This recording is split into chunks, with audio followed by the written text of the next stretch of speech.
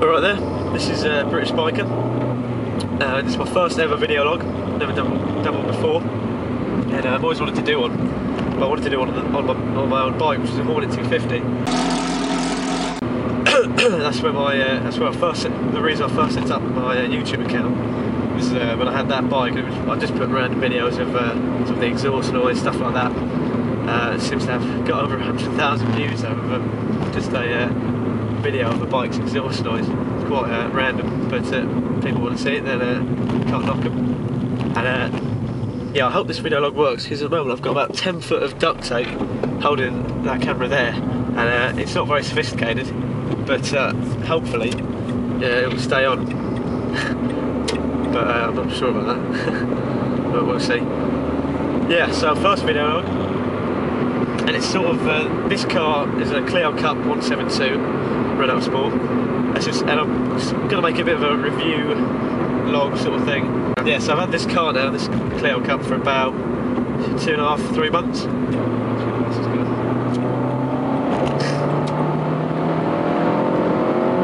Yeah, so it doesn't weigh anything, and I know it's a cliche, but I'm going to say it anyway, but lightness does actually just make everything better.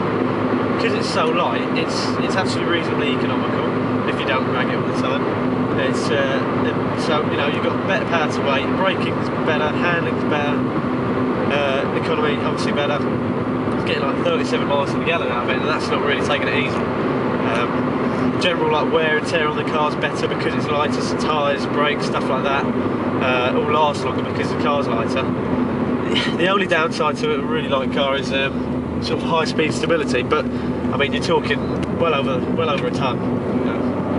So before you get to the point where you're actually thinking, or you actually can feel the car starting to get a bit unstable. I mean, I've not really taken it up to anywhere near its top speed. I think about maybe, can't say, but yeah, just over three figures, 3 digits, and it felt perfectly stable at that speed. I'm not sure what it would be like maxing it out.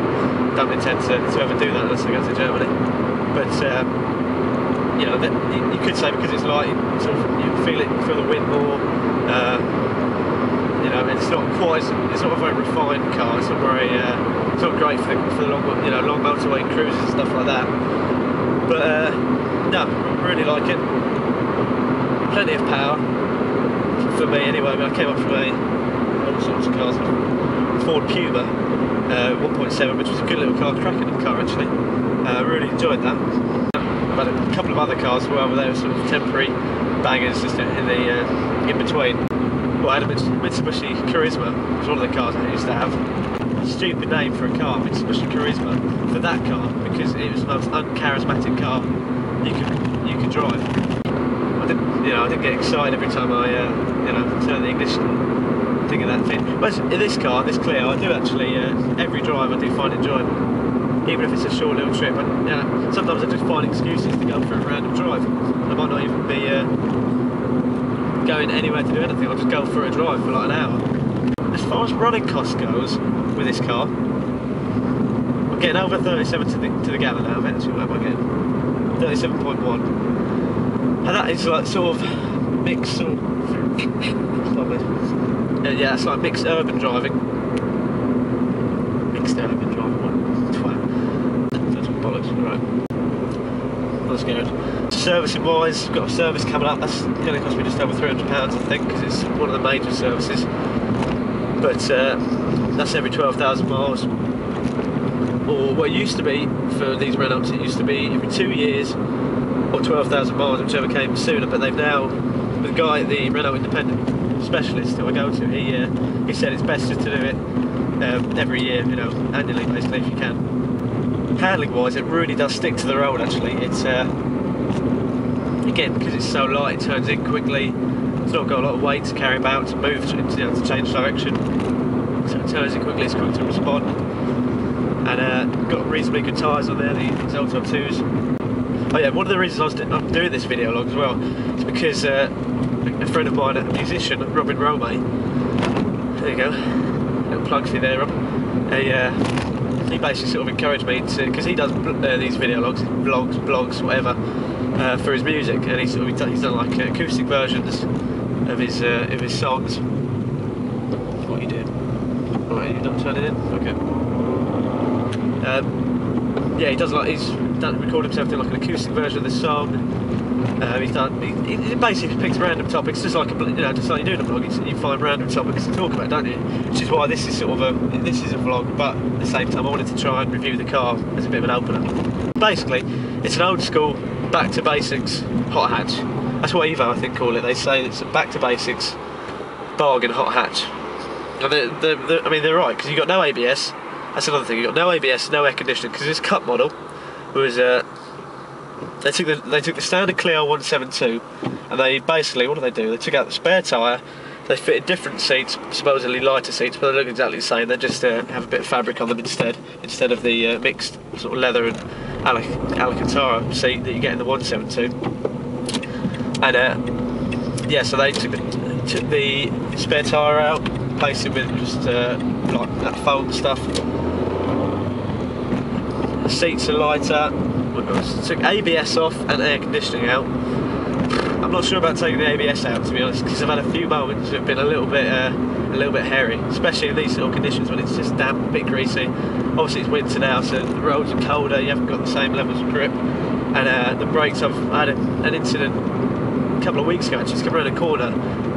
Fair enough, I come around a corner a bit too quick. I've always been told you should never go. You should always be able to pull up in the distance you can see, and I was going too fast basically around this corner, and this van was actually, and I couldn't see it until I got further around the corner, and I was doing about 60, 65, and this van was reversing out of a house, out the drive, and he was using all of the left hand side of the road to reverse out onto, and he was doing it so slowly because this other guy was sort of backing him out, who was standing on the road, and so I basically sort of panicked, foot on the brake, pumped it, and it just locked up straight away in those conditions. Just locked up straight away, and I had to sort of manually pump the brake, and went a little bit sideways because obviously I'd done it around the corner, so the back end came out a little bit on me. I had to correct that, and I thought for a second there that I'm not going to stop. I'm going to hit him. I'm going to hit the van, and the bloke who's standing out, backing him out onto the road, probably it's not going to end pretty for him either.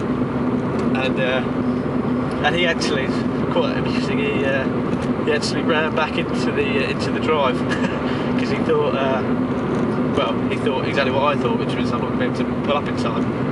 The van just obviously stopped reversing, but he was still out in the mid, all the way out in my lane. So I couldn't get round a bit because it's on a corner. I couldn't just go straight past because I couldn't see what was coming, and so that was a bit scary. So the ABS, lack of ABS. I don't know, I'm not sure about that. I think they could have kept it in for what is it, like, I don't know, 20, 30 kilos it adds. I don't know, I have no idea, but I mean I think it might have been worth keeping that one in there. But then again, it adds to the the character, the raw appeal of the car. So you've got no ABS, it is a very involving car. It is made for the driver. It's not very refined, you get a lot of, quite a bit of tyre noise, road noise. I don't know how it sounds, how much road noise is being picked up by the camera, but I can always hear what's going on basically. It never settles down, if you like.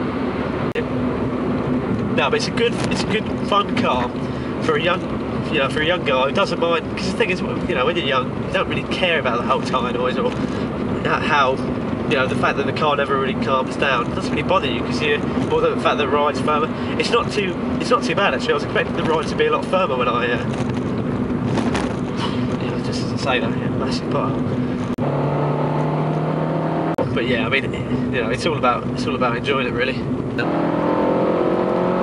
And if you enjoy it, then who cares? You do get quite a bit of torque steer with this as well, though. You get really smooth power delivery. It rewards you for holding on to the gear, basically. It's a lovely Range Rover. So I will. Hopefully this would have worked.